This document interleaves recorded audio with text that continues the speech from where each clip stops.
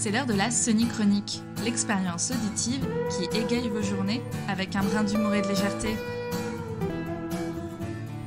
Plongez dans mon univers littéraire, toujours pétillant et piquant, pour échapper au tourbillon quotidien. Restez à l'écoute, la Sony-Chronique commence maintenant.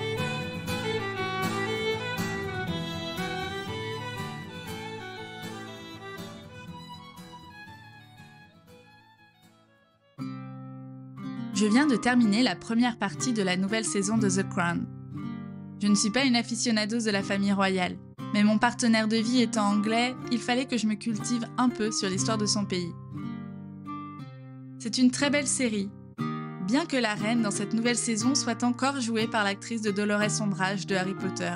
Et je me demande toujours à quel moment Grope, le géant, va venir l'enlever et aider de ses amis centaures. Mais bon, je vous ai déjà parlé de mon amour pour Harry dans la précédente chronique. Et en la dernière saison de The Crown, résonne le récit tragique de la disparition de Diana, sous le pont de l'Alma à Paris. J'ai été frappée par la mélancolie qui s'est emparée d'une nation entière et d'un monde qui, bien que n'ayant pas connu personnellement la défunte, était ému par sa destinée. Parmi ceux qui, à travers elle, rêvaient d'une existence différente, façonnée par des idéaux malgré la brutalité cachée d'une vie de princesse. Et cela m'a rappelé qu'à l'aube de mon adolescence, je caressais aussi l'espoir secret de m'inspirer d'une figure, de vivre l'existence idéalisée de mes idoles.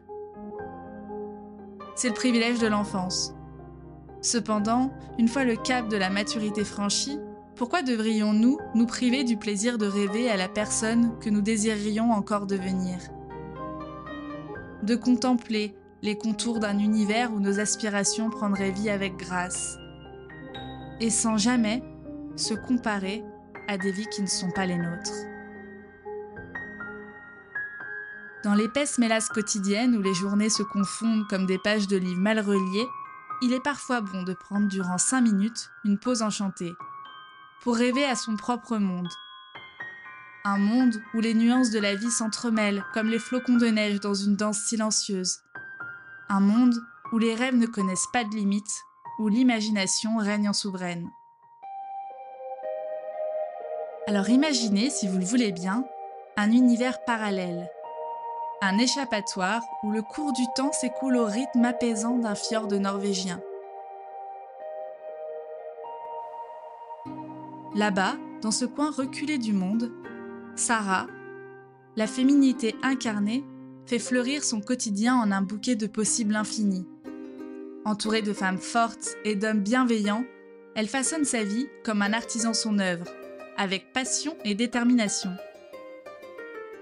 Dans ce monde qui semble n'être qu'une esquisse à l'aquarelle, Sarah n'est pas une PDG, ni une star adulée du monde de l'influence, mais une fleuriste barista au charme nordique. Son Florista, un établissement unique, se niche au pied d'une montagne, offrant une vue imprenable sur un fjord à la beauté sauvage. Un lieu de vie, de partage, où le parfum des fleurs rivalise avec l'arôme du café fraîchement moulu. Florista, c'est le refuge des âmes en quête d'authenticité, où l'on déguste des chocolats chauds, chamallows et chantilly en feuilletant un bon livre. Un endroit où les rires résonnent comme des mélodies, et où les rencontres sont des chapitres qui s'écrivent spontanément. Pendant que certains s'interrogent sur leur place dans la société, sur la perception que les autres ont d'eux, dans le monde de Sarah, chaque choix de vie est respecté. Chaque chemin est pavé de pétales de tournesol, telle la vie qui pivote toujours face au soleil. Pour Sarah, pas d'enfant pour troubler la quiétude du foyer, seulement 2 chats ronronnants près d'une cheminée crépitante. Et même à 34 ans, cela ne pose aucun problème à personne, c'est d'une banalité totale.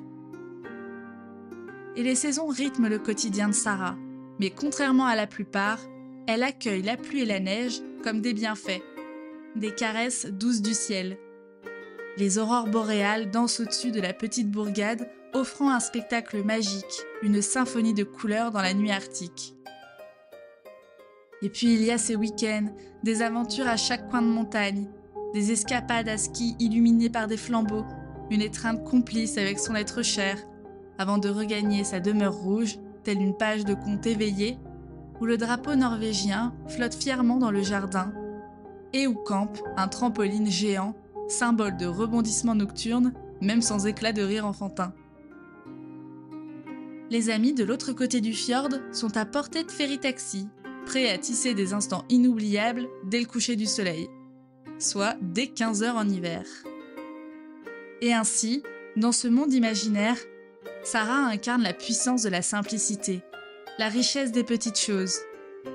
Son charisme, sa prestance, elle les puise dans les passions qui l'animent. Et le rêve prend fin, la parenthèse se referme. Retour à la réalité, à notre quotidien brumeux.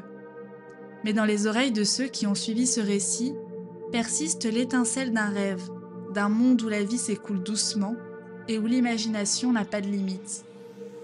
Et qui sait, peut-être que quelque part, dans un coin reculé du monde, une fleuriste barista du nom de Sarah, entourée de femmes puissantes et d'hommes bienveillants, fait fleurir son florista sous les aurores boréales, et que chaque tasse de café raconte une histoire, celle d'un monde où l'on ose rêver sans se comparer à personne d'autre, même pas à Lady Di.